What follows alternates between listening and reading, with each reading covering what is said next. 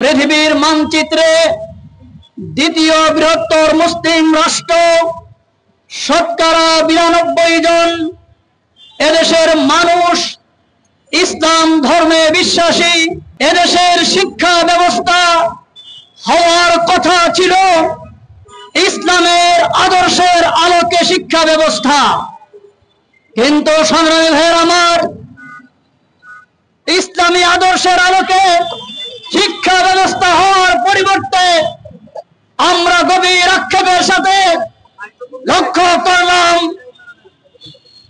বর্তমান অন্তর্বর্তী গভর্নমেন্ট বাংলাদেশের স্কুলগুলোতে 65,500 নাচ গানের শিক্ষক নিয়োগ প্রদান করেছেন। আমরা সুস্পষ্ট ভাষায় বলতে চাই, এই দেশ আলেম ওলামার দেশ, পীর আউলিয়ার দেশ, মুসলমানদের দেশ। এখানে ইসলামের বিরুদ্ধে কোন চক্রান্তকারী টিকতে পারে না ইনশাআল্লাহ।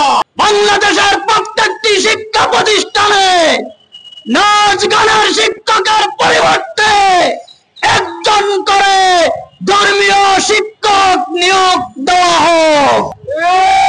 আগামীতে যদি এই মিশনকে বন্ধ করে প্রত্যেকটি শিক্ষা প্রতিষ্ঠানে ধর্মীয় শিক্ষক নিয়োগ প্রদান না করে, বাংলাদেশের প্রত্যেকটি মুসলমান আন্দোলন সংগ্রাম করে তাদের প্রাণের দাবিকে আদায় করে চলবো ইনশাআল্লাহ।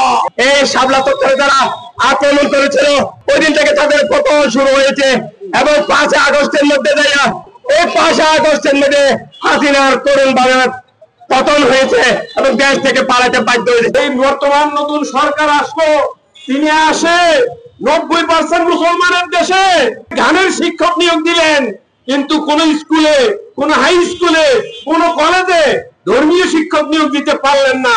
বাংলাদেশের সকল প্রাইমারি স্কুল, হাই স্কুলে অত্যাবশ্যকীয়ভাবে ধর্মীয় শিক্ষক নিয়োগ দিতে হবে।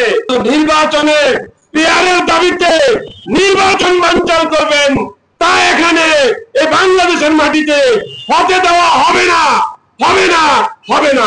আপনাদের মাধ্যমে এতটুকু জানাই দিতে চাই, এই সরকার সকল শিক্ষা প্রতিষ্ঠানে যদি গানের শিক্ষক নিয়ে দেওয়া হয় তাহলে কেন ধর্মীয় শিক্ষক দেওয়া হবে না?